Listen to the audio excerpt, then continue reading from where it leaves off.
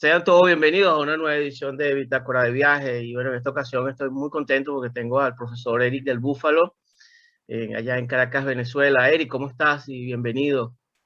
Gracias, Félix. Saludo a toda tu audiencia. Muchísimas gracias por aceptar la invitación, Eric. Y una de las cosas que, bueno, me convoca en este día contigo es escucharte, y hacerte una serie de preguntas acerca de el padre, acerca del rol del padre. Y esto viene motivado a una serie de reflexiones que he estado teniendo los últimos años, no los últimos meses, sino los últimos años, con esto que estamos experienciando y viviendo en diferentes partes del mundo, que es un ataque impresionante hacia el rol del padre. Independientemente, y esta serie de programas no es una defensa a priori acerca del padre en la institución familiar, sino que me llama la atención cómo desde hace muchas décadas viene una campaña sistemática de destrucción hacia lo que es la figura paterna, en los casos donde hay figura paterna. Y también me llama la atención, me pregunto hasta qué punto esto está relacionado con un poco con el debilitamiento que estamos observando de ese constructo maravilloso que se llama Occidente y la relación entre Occidente y el padre. Dicho eso, me gustaría Bueno, escuchar tu opinión. yo diría que la primera idea que yo invitaría a todos a tener en cuenta es que ciertamente hay una decadencia del padre, pero que no viene ni del feminismo, digámoslo así, ni de la verdaderamente del primero ni el segundo feminismo, de los feminismos reales, de los feminismos de los años 20, digamos, de cambio de siglo del 19 al 20, de los años 20 y los años 40, del derecho de las mujeres por votar, trabajar, etcétera. No viene de ahí, más bien la exigencia era que los padres fueran más responsables con sus hijos. No viene del feminismo ni una exigencia matriarcal de las mujeres.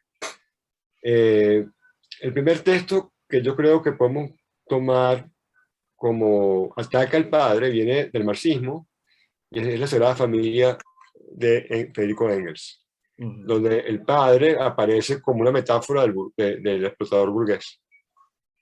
Ese es el primer síntoma de ataque. No estoy diciendo que la decadencia empiece ahí, la decadencia seguramente empezó antes, y vamos a ver cómo. Pero ahí vemos el primer ataque importante, cultural, a la figura del padre. Como, repito, como metáfora del opresor burgués contra los pobres, las pobres madres y los hijos, el proletariado, justamente los hijos, ¿no? La prole. Entonces, bueno, ahí lo que hace todo el intento de Engels es demostrar que la familia es burguesa, cuando es una institución arcaica, ni siquiera antigua, arcaica, pero que toda la historia resume a caer ahí, a una institución burguesa de la sociedad, que repite el capitalismo. Por otro lado, el capitalismo, a diferencia de lo que decía Engels, y como muestra muy bien un texto de los años 20, 30 de Jacques Lacan, un psicoanalista, es al revés. El capitalismo es como tal antipatriarcal. Engels lo ponía justamente como el patriarcado, es decir, el poder del padre, más que el patriarcado, porque ahí también hay ambigüedad. Patriarcado significa simplemente una forma de vinculación entre hombres y mujeres que pasa por la estructura de la familia, donde el nombre lo da el padre, el apellido, pues, ¿no? Y no la madre. Eso realmente es todo, desde el punto de vista antropológico, pero lo que se entiende por patriarcado es el poder del padre o la estructura basada en el padre o la madre, el patriarcado, que son términos un poco forzados. Pero volviendo al tema, bueno, Jacques Lacan decía que el capitalismo es justamente antipatriarcal. ¿Por qué? Porque el mercado tiende a demoler cualquier jerarquía que no sea comercial. Es decir, la única jerarquía que permite es la del que tiene la que va a vender algo y el que va a comprar algo. Si la jerarquía del poder de compra, digamos así, ¿ok? Otra jerarquía es un obstáculo. Los liberales dirían, no desde el punto de vista de la economía, pero desde el punto de vista moral, que cualquier obstáculo a la libertad humana innecesario es un obstáculo que hay que derribar. Pero desde el punto de vista económico, cualquier obstáculo a una decisión que no pase por el consumo habría que derribarla. O sea, por ejemplo, ¿por qué yo tengo que decidir si mi hija de 10 años tiene un teléfono celular o no? Si ella lo quiere, debería tenerlo. Y el niño Jesús se lo debería traer, San Nicolás. ¿No? Sería yo inmoral, sería yo un opresor. Sino, desde el punto de vista, estoy evitando un consumo. ¿No? Entonces, el capitalismo más bien es antipatriarcal, porque es antijerárquico. Y ahí quiero caer en un punto muy fino, porque el padre tiene que ver con un ordenamiento, una función social más que un hecho biológico. En realidad el padre no es un hecho biológico, el padre es Exacto. un hecho ontológico, ¿no? Ontológico, es decir, es lo que garantiza, incluso que citó Freud, el paso de la horda primitiva a la civilización. Aunque sea el padre muerto, ¿no? El padre que los hijos sacrifican, el primer hecho sacrificial del paso de la barbarie, digamos, del homínido, de la horda primitiva, a la primera forma de cultura, es el padre. Entonces, el padre es un factor ontológico. El padre es un ser ontológico más que biológico. Por supuesto, hay padres biológicos, pero su función no es la de, más allá de engendrar, no es la de concebir, no es la de amamantar, es la de producir cultura. Producir en sentido estricto humus, un humus, así llamaban los latinos, donde va a venir la palabra hombre, ¿ok? Es la creación del hombre como tal, como ser cultural, como ser del lenguaje, como ser de la civilización. Entonces, como llegamos a un punto, y aquí esto se puede malinterpretar, porque me van a ver, tal vez me van a leer mal, pero no importa. Yo lo voy a decir desde el otro punto, desde el otro acera, pero llegamos a un punto donde el mercado tiende a diluir la civilización porque la civilización es un estorbo al mercado. Es decir, mientras menos yo tenga barreras comerciales, es decir, el sexo, menos jerarquía, que está en la sexualidad, y vemos todo lo que está pasando con la sexualidad, la familia, ¿okay? La iglesia, las religiones, las morales. Mientras yo tengo menos barreras de ese estilo jerárquico, más horizontal sea, porque el mercado es horizontalizante, parece una paradoja, ¿no? Porque uno piensa que los ricos que efectivamente están por arriba de los pobres, pero están en un punto de vista ontológico en el mismo plano horizontal. No hay jerarquía en realidad, salvo el poder. Si quieres después ondamos en la diferencia entre poder, autoridad y jerarquía, que no es lo mismo. El padre tiende a desaparecer. Para los romanos, por ejemplo, o sea, el padre daba el nombre y ese proceso lo llamaban los romanos separare. ¿No? Separare, que es separar. Es la primera forma de civilización. O sea, cuando el padre da el nombre al hijo, lo separa de la naturaleza. O sea, lo separa del hecho de ser un niño que nació de una hembra que le da un carácter civil, de nombre, le da un nombre y lo vuelve una persona. ¿No? Y es ahí donde pasa a ser un hombre, el bebé. Cuando el padre le da su nombre y va a la ciudad y declara que este es mi hijo bajo juramento y le da su nombre. ¿No? Recordemos la importancia del nombre del padre, sí, en la antigüedad. Hasta la generación de nuestras abuelas, la gente que no tenía padre era muy mal vista. O sea, eran como seres naturales, ¿no? Y de hecho se llaman hijos naturales. Eso estamos hablando hasta los años 40, 50. Pues, ¿no? Y eso era un estigma muy, muy grande en muchas sociedades, ¿no? ¿Qué significaba eso? Que no eras un ser del todo civilizado, que no tenías linaje, que pertenecías, que eras como adoptado por la civilización que te recogía, pero que en ti mismo, ontológicamente, internamente, o sea, per se, no eras un ser civilizado, que no tenías padre. Eso no está ni bueno ni malo, eso simplemente no estoy diciendo que eso era bueno o que era malo, simplemente estoy viendo el proceso. Claro, absolutamente. Ahí vamos a pasar al segundo punto, que tiene que ver con la autoridad. Si vamos un paso más atrás, ¿cuál es el primer estorbo a una sociedad absolutamente horizontal? La idea de jerarquía. ¿Y cuál es el punto que permite la estructuración de una jerarquía? La autoritas. Es decir, el reconocimiento de la superioridad, no la imposición de la superioridad de otro, el reconocimiento de la superioridad de otro. Imaginemos por un momento que yo quiero estudiar piano. Yo no sé nada. Entonces, yo contrato un maestro. Ese maestro de piano va a tener autoritas. Yo sé que él está sobre mí tocando piano. Yo lo reconozco eso. Yo le doy autoritas. Enséñame porque tú sabes más que yo. De hecho, la autoritas viene de los maestros y de los sacerdotes, no de los príncipes ni de los reyes. ¿No? Salvo cuando se comportaban según el orden divino, el orden de la cultura. Entonces, esa autoritas está muy vinculada al padre. Porque es la misma función. Fíjate. la función de maestro, la función de padre es la misma en el mundo antiguo.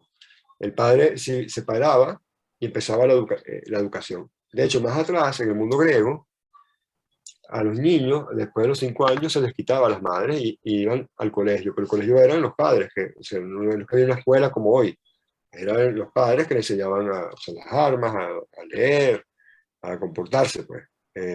Tanto hembras como varones. Los varones, por supuesto, duraban más tiempo el cuidado de los padres, que eran los maestros, sobre todo en Esparta y Atenas. ¿Okay? Entonces, el padre es una función ontológica, es una función magisterial, es un magisterio casi, ¿no? En el sentido antiguo, en el sentido romano, el padre es un magíster, es el que va a educar al niño, es el gran educador. Entonces, la educación maternal, cuando es doméstica, cuando pertenece el domus a la casa, evidentemente está bajo el cuidado protector, sobreprotector de la madre, pero para que realmente el niño lleve una verdadera educación, tiene que salir de la sobreprotección natural que le da la madre y pasa a ser educado en el sentido antiguo, civilizado, politizado, pero en el sentido de la polis griega, bajo el cuidado del padre y la sociedad de padres, la hermandad de padres, pues la sociedad.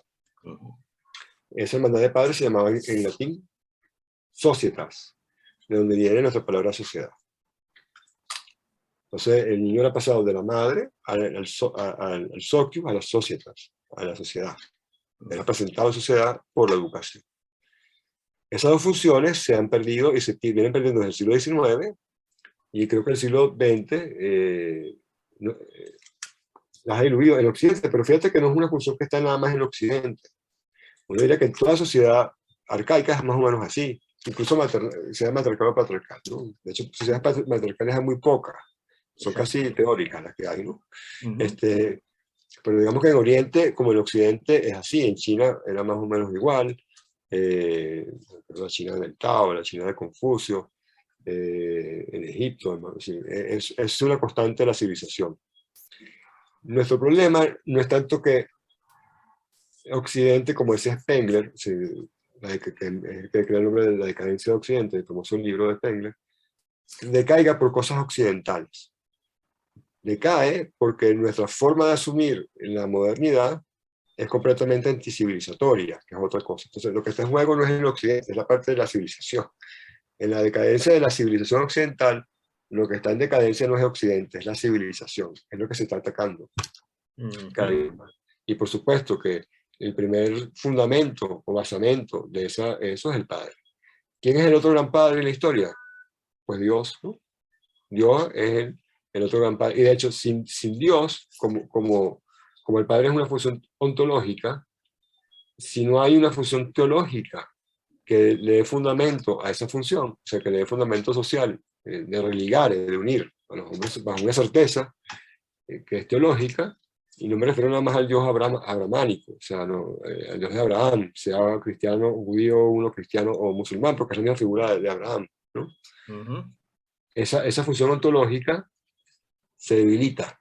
Entonces, cuando Dios muere, como diría Nietzsche en el siglo XIX, inmediatamente empieza, nosotros que somos subrogados de Dios, digamos, como en la función de mantener un orden, también nos debilitamos como padres. Entonces, para quedarnos en el contexto abramánico, porque también hablar de otras, se nos complicaría mucho, nos llevaría mucho tiempo y también escapa mis conocimientos antropológicos hablar de todas las culturas más allá de las abramánicas, pero en las tres grandes religiones que tienen el mismo padre, recordemos que qué es lo que hace Abraham. Abraham es llamado por Dios para que sacrifique a su hijo, para demostrar su amor a Dios. ¿Verdad? Fíjense la cosa que parece muy como hasta morbosa, sádica, ¿no? Como un Dios le pide a un hombre que sacrifique a su hijo para demostrarle su amor a él. Evidentemente Abraham, que era un hombre muy mayor, o sea, que era un patriarca, justamente, cuando tiene a Isaac, ¿verdad? Un hombre de 70 años, era más un abuelito que un padre, tiene a su hijo por un milagro de Dios, Dios se lo quiere quitar. ¿Qué hace eso Dios? ¿Qué es lo que está simbolizando ahí? Llamémoslo, no lo vemos desde el punto de vista de la revelación, porque me voy a meter con religión. Desde el punto de vista del mitos, en el sentido estricto del término, de una alegoría que nos quiere explicar un significado trascendental. Eso es lo que significa el mito. El mito es una alegoría, no un cuento, que nos quiere mostrar a través de la narración una verdad trascendental, ¿ok? O sea, un arquetipo aplicable más allá del cuento mismo. Entonces, en ese mito, ¿cuál es la verdad trascendental que se esconde? Bueno, evidentemente, está diciendo Dios, tú no eres padre sin mí. O sea, tú eres padre porque sigues a Dios. Sin mí, sin un creador del universo, no hay padre. Entonces, por eso, también vemos este arquetipo en los romanos, fíjense que no es abramánico en las religiones paganas. El padre no es una figura terrenal, el padre no es de la tierra, el padre es una figura solar.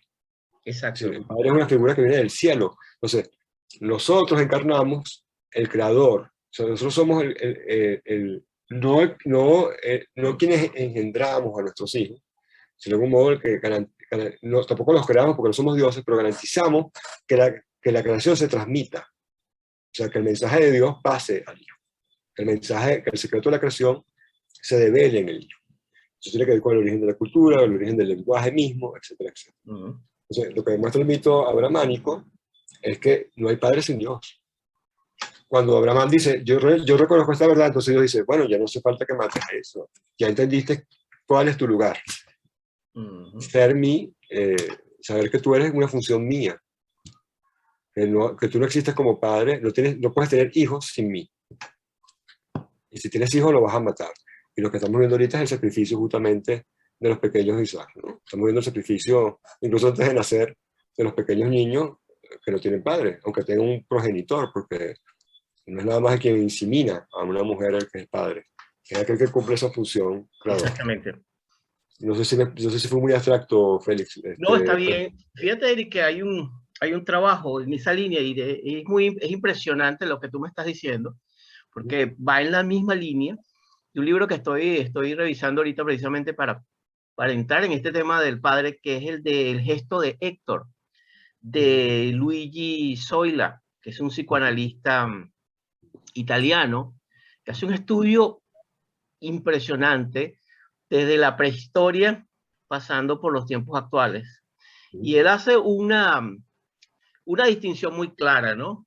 Entre que viajamos ya al mundo de la zoología, y específicamente la zoología humana. Y él dice, mira, no existe un macho padre.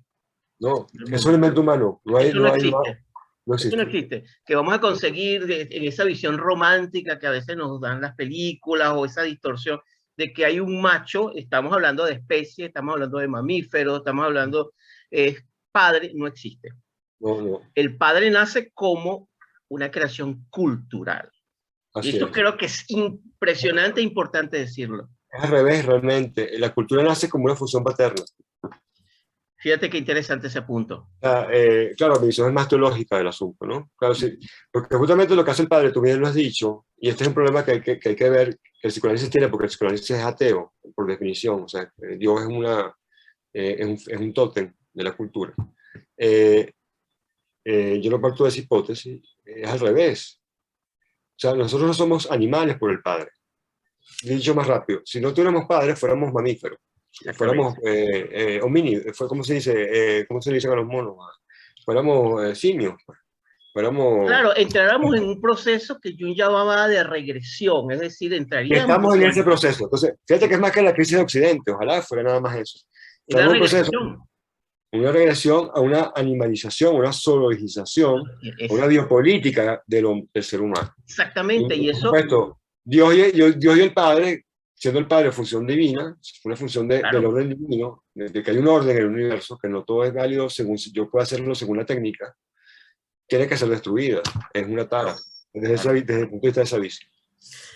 Eso es muy interesante, entender ese concepto de que, y precisamente hay un aspecto, Eric, que es fascinante, cuando uno empieza a profundizar un poco este tema de que, por ejemplo, efectivamente, esa construcción viene de la cultura, de conceptos como la monogamia, concepto que viene desde el concepto de familia o el concepto del padre, son conceptos que son construidos en la cultura, o el amor, el concepto del amor, son conceptos que se van dando y donde encontramos que los griegos y luego en el derecho romano y en los romanos, como tú bien dices, es donde se va consolidando más esa estructura que bien lo dices, la función del padre como una función de authority, de autoridad, y una función también de educador, de educación. Pero es interesante eso porque si viajamos a través del tiempo y vemos lo que ha pasado y nos vamos al siglo XX, Primera Guerra Mundial, Segunda Guerra Mundial, 40% de los hombres jóvenes en edad reproductiva mueren en la Primera, Segunda Guerra Mundial. Nos encontramos con una pregunta que yo me hago, ¿hasta qué punto todas estas consecuencias de la Primera y Segunda Guerra Mundial con la pérdida de tanto padre desequilibró mucho lo que vendría siendo con esta generación de los años 60, todo el tema de la contracultura, todo el tema de la visión, hasta lo que tenemos en estos tiempos, que es un tiempo bien complejo y ya iremos allí, ¿no?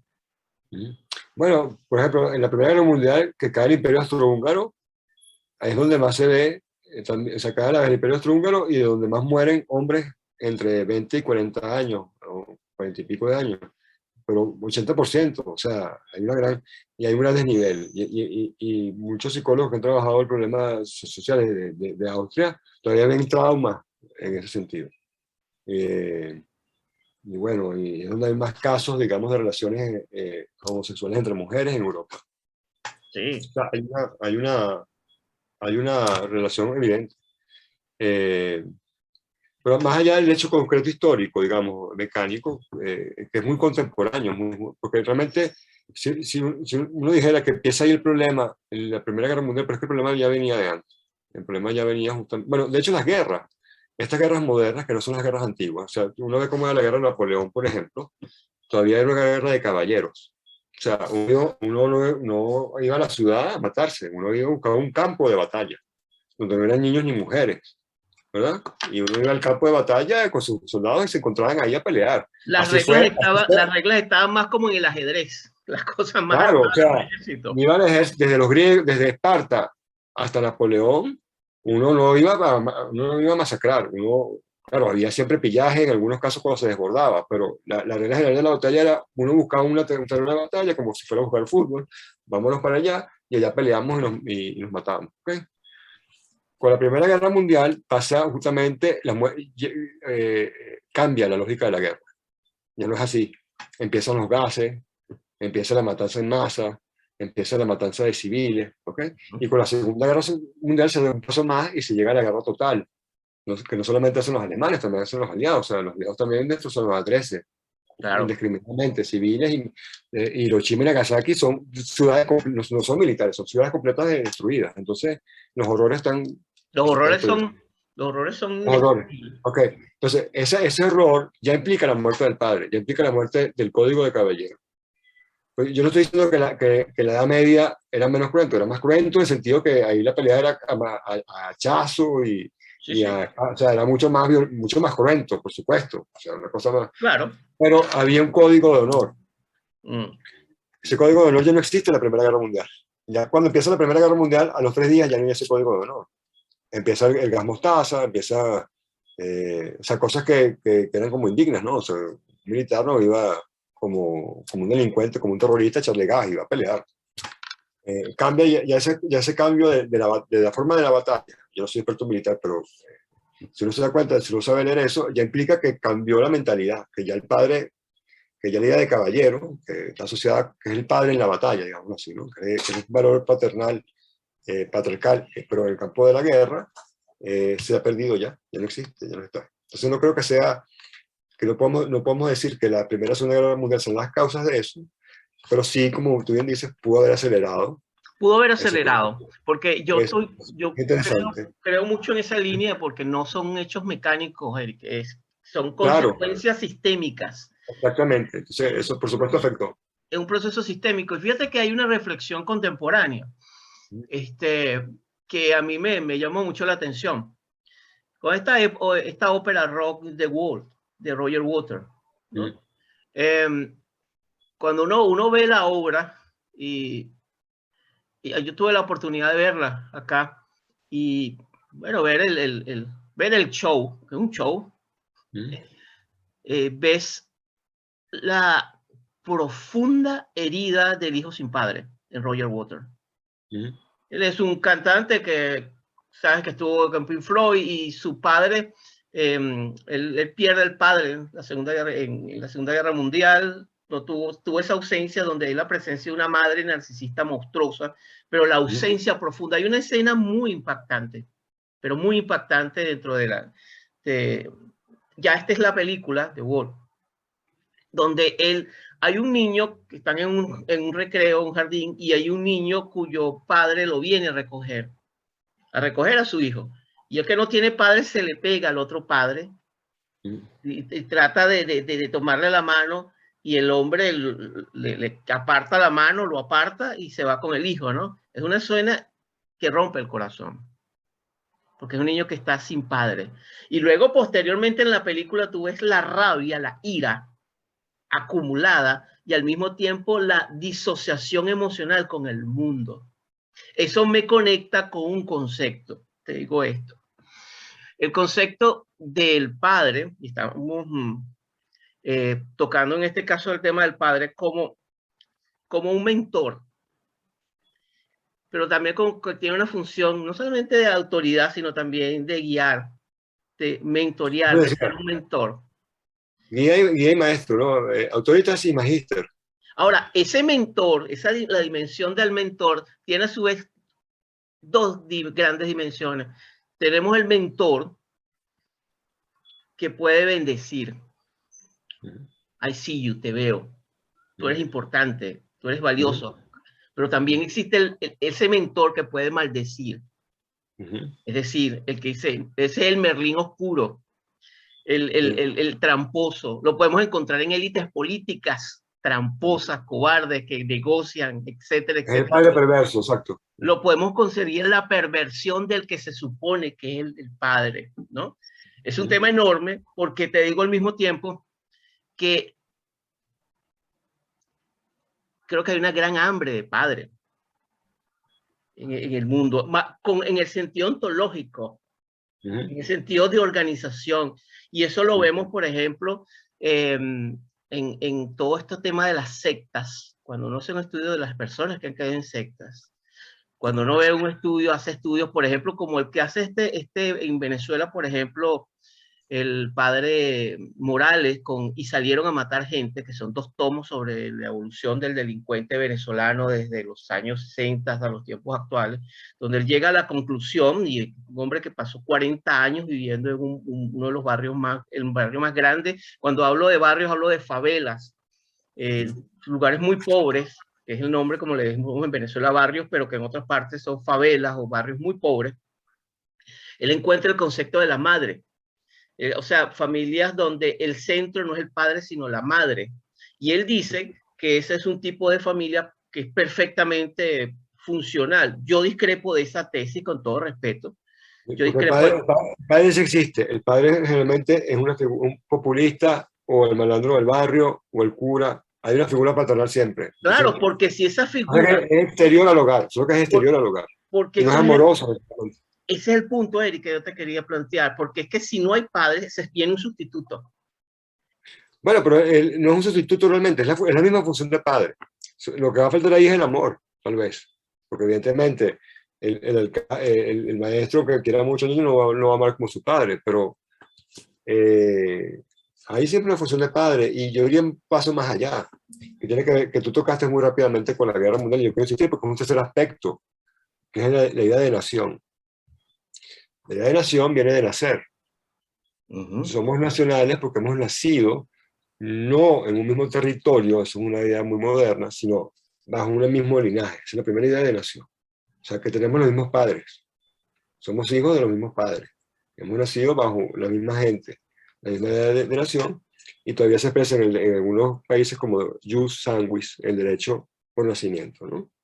Esa es la idea. Entonces hay naciones que no tienen territorio. Por ejemplo, los judíos hasta el 48 no tenían territorio, pero tenían nación, porque había derecho, por el jus sanguis. Si bien lo transmitía la madre, fíjate, la madre es la que transmitía el derecho de ser judío, evidentemente, porque siempre podemos probar que la madre es la madre. El nombre lo daba el padre, lo transmitía el padre. Entonces es una sociedad que no es para nada matriarcal, y sin embargo, ahí vemos que el padre es realmente una figura ontológica en la sociedad judía, una figura teológica casi, ¿no? Entonces la idea de nación que se vuelve moderadamente el Estado-Nación. Bueno, el Estado-Nación es la misma idea de familia, pero aplicada a un colectivo de personas mucho más grande, que también está siendo demolido hoy en día. Entonces, fíjate, demolición de Dios, siglo El padre XIX, demolición del Padre, tercer paso, demolición del Estado-Nación. y Estado-Nación, sí. La gran serie, ¿ok? La serie es justamente un mercado, que podemos llamar global, porque el mercado no tiene que perder ni fronteras hacia arriba, Padre Dios, ni fronteras hacia los lados, Estado-Nación. O sea que Claro, me recuerda la canción de John Lennon, Imagínate. sí. Claro, el problema es que yo no pensaba en hippies que pasaban de México a tomar peyote a California todo el tiempo. El problema es que ese proceso de globalización no tiene nada que ver con las personas, más bien las personas están cada vez más encerradas. Y te digo ya proféticamente que cada vez vamos a tener más dificultades para viajar, sea por los costos, sea por los permisos, ¿no? Sí. Pero y a la vez, el capital, bueno, tú estás en Australia, tú estás ahorita en un lugar que para mí me da más terror que Venezuela en este momento. Pero a la vez hay un gran libertad del capital para estar en cualquier lado. En segundos, yo puedo pasar millones y millones de dólares de Sydney a Nueva York, así que pasen así en segundos. Sí. Pero que tú salgas de Sydney ahorita y quieras ir a Canberra, yo no sé cómo se da, a lo mejor. No, el bloqueo es el mismo. Por eso, entonces fíjate, entonces, estamos ante la muerte del Estado-Nación, que es el tercer gran paso de ese proyecto. Pues.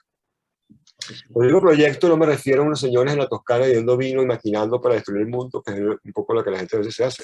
Me refiero más bien a un proceso que empieza con la modernidad, que empieza con el desfondamiento de la modernidad y que vemos muy bien en la consigna de los jacobinos de que muera Dios y viva la diosa razón. La diosa razón, que es femenina, que es maternal, suplantando la jerarquía teológica del viejo orden. Y en medio, en medio de eso, Eric, fíjate que eso es algo que yo reflexiono con esto del padre. En estos tiempos de posmodernidad, o más allá de eso. Ya estamos en otro estado mucho más líquido, sí, para hacer la imagen. Donde la realidad no existe, donde todo es relativo, donde conceptos como el bien o el mal depende de tus ojos y depende de cómo tú lo veas, donde, por ejemplo, tener sexo con un niño de 5 años es ok porque el amor es el amor, ¿no? Y donde todo es relativizado absolutamente y donde la realidad no existe, ¿no? Hasta que viene un virus como este y entonces todo el mundo se recoge a su casa y no. Por supuesto, también la figura del padre es absolutamente relativo. El concepto de familia o estado de nación, todo es relativo. Todo se vuelve líquido, más que líquido. Es digital. Y, sí. Y yo no sé cómo... Es inmaterial, ¿no? Inmaterial. O sea, todo es inmaterial. ¿Qué efecto va a tener eso sobre las nuevas generaciones? Me pregunto yo. Bueno, es una pregunta difícil. O sea, el sentido de, digamos, lo que vemos ya es una pérdida del sentido.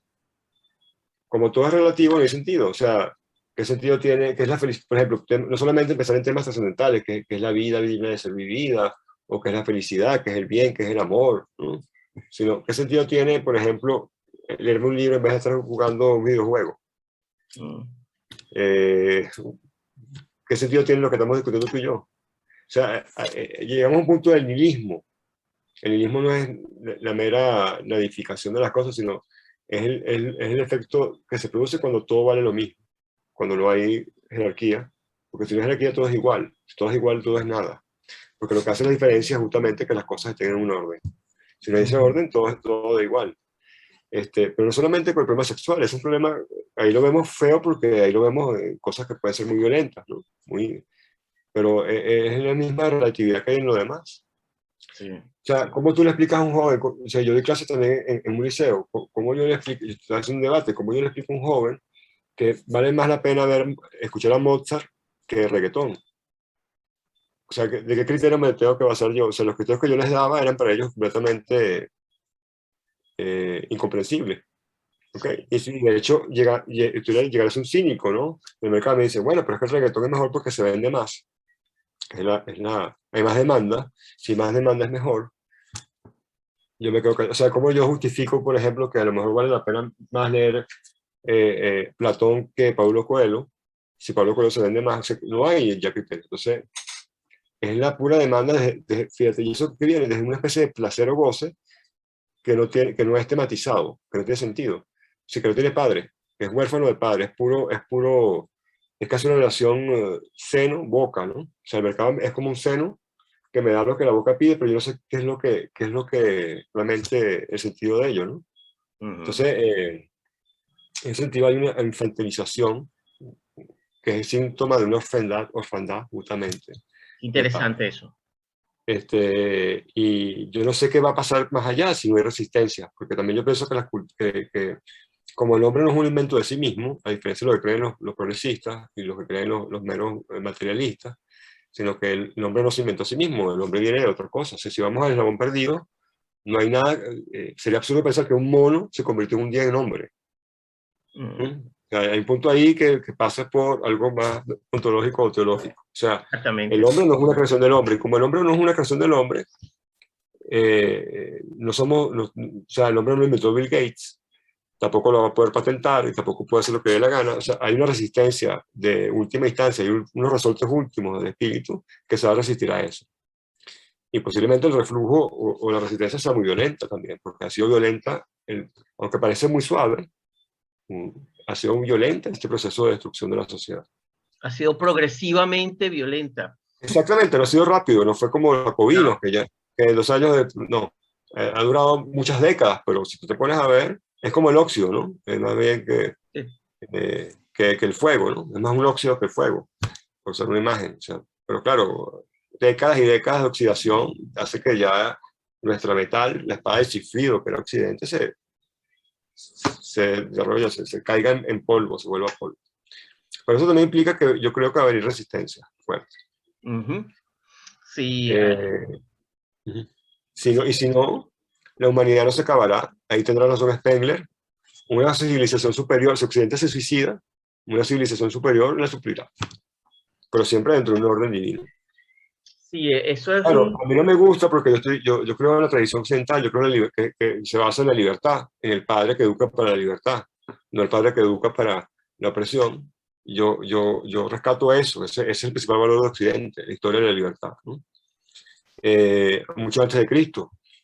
Si eso decae, ¿qué va a pasar? Vendrán los orientales. Fíjate que Spengler dijo esto hace más de 100 años, que Occidente iba a decaer por lo que estamos hablando aquí y que China, o sea, Oriente, iba a volverse superior, no por una magia, sino porque nosotros decaímos y iba a suplantarnos como hegemón del mundo. Y nosotros a lo mejor no seremos ya el hegemón, pero tenemos que vivir como los cristianos de la antigüedad, refugiados en nuestros países occidentales y reconstituirlos hasta que pasen siglos y volver Occidente. Esa es la idea de Spengler, ¿no? El ciclo. yo lo estoy viendo Aceptarlo otra vez. acá, Eric, yo lo Ujú, estoy viendo en este lado del mundo. ujú, Yo lo siento y lo estoy viendo. ujú. Yo veo el ascenso frente, es una revisión y está precisamente motivado con el tema de esta visión de cuando una civilización desprecia o no, no necesariamente una civilización para generalizar. Yo creo que ahí cae el papel del padre de las élites, Ujú. ¿no? Sí, Cuando también uno, reflexión. que es una figura del padre, por ejemplo, Claro. y en mi reflexión, yo veo lo digo con toda honestidad, independientemente de que eso me ha costado o me cueste que hay gente que no le gusta esto que yo digo, pero eh, me, me genera muchas náuseas el papel de la inmensa mayoría de las élites culturales, eso que llaman intelectuales, Sí, la cobardía, sobre todo la cobardía también. y no Bueno, orientar, sobre todo si si tú yo tuviste digo, la posibilidad de formarte en centros que te dan una visión diferente, aunque sabemos que las universidades también están penetradas de cosas que precisamente no es el llamado a la libertad y el pensamiento crítico, yo creo que es una de las bases fundacionales de eso que llamamos, ese constructo que llamamos libertad. Eh, pero yo pienso que eso es lo que a mí me impacta, ¿no? Lo veo en la televisión, cualquier televisión aérea, para cualquier país que tú viajes, y estoy generalizando, tú ves una televisión acobardada, una televisión donde el padre, por ejemplo, o la familia, es atacada, es llevado a unos términos de burla, a favor de valores que no construyen.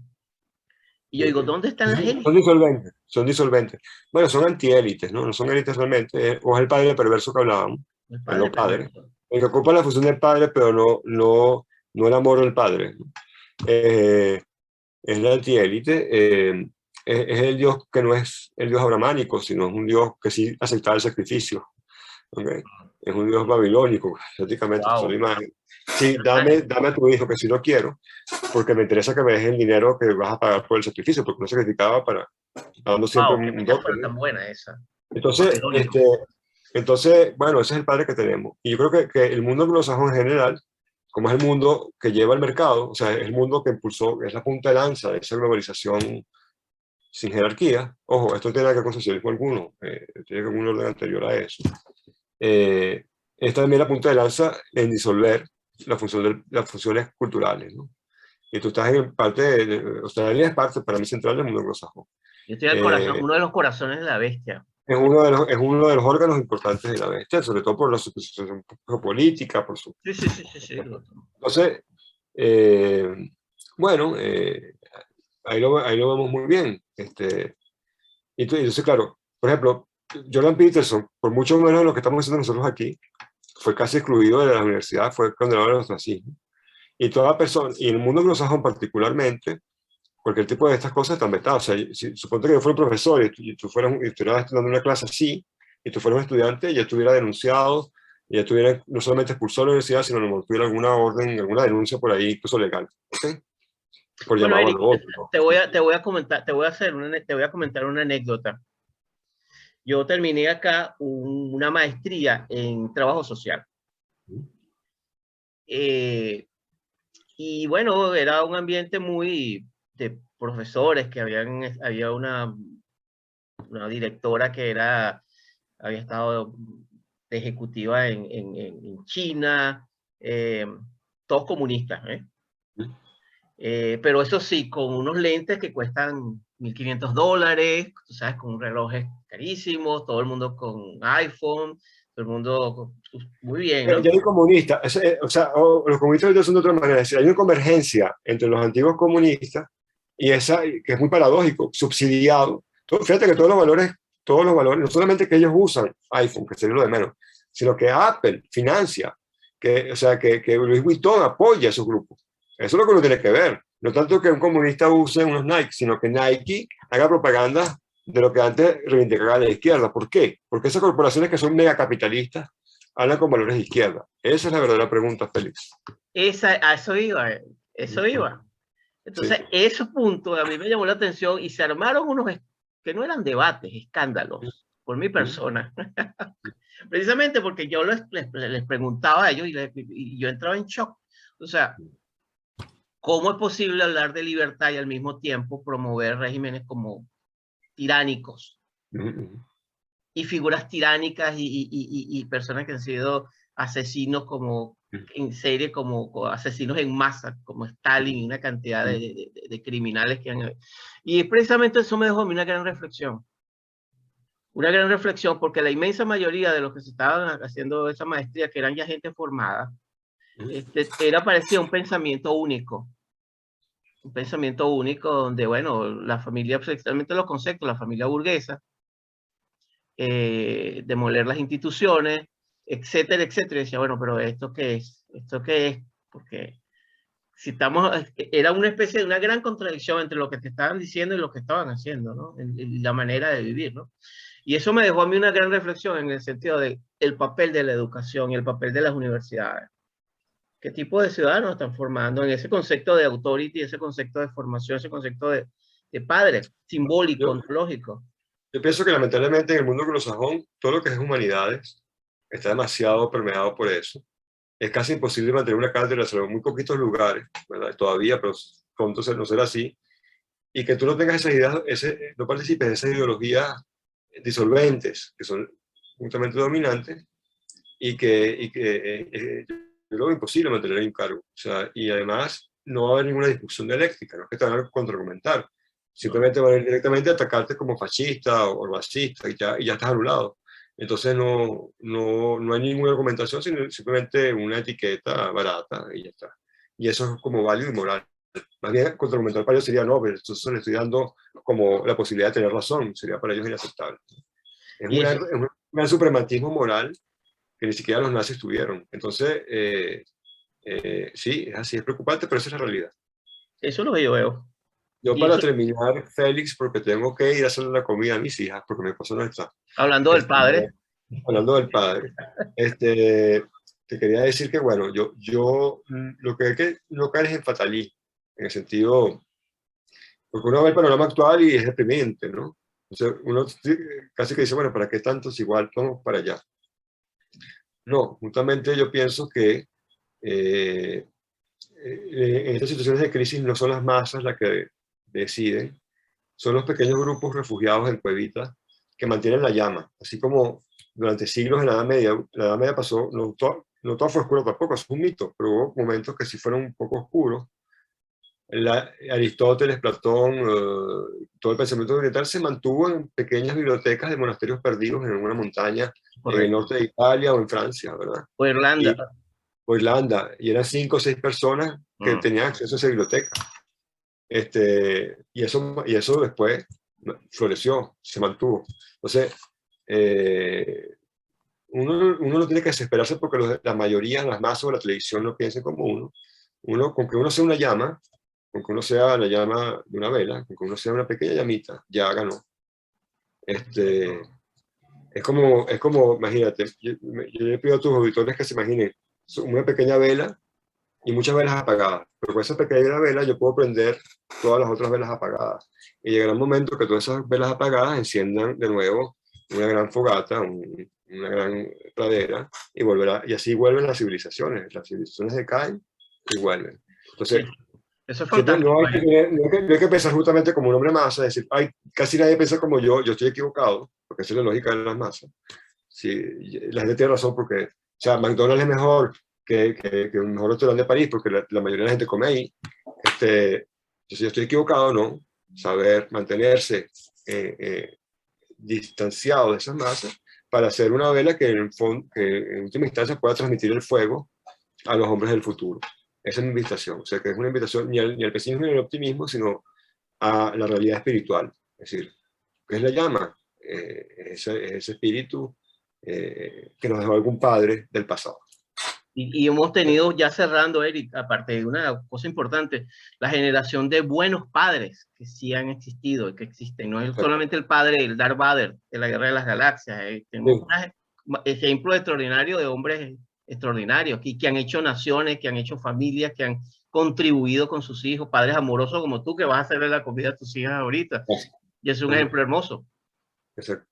Entonces, bueno, y digo a los padres, sobre todo los jóvenes que se preguntan si vale la pena ser padres, o están esperando un hijo, o tienen el proyecto de eso, que nada, que ahorita es que vale la pena ser padre. Ahorita, aunque el sistema no te protege, ahorita ser padre es casi un acto heroico y con más razón uno debería llevarlo con honor, porque, como decía Spinoza, todo lo que es hermoso y digno es difícil y raro. No, Maravilloso.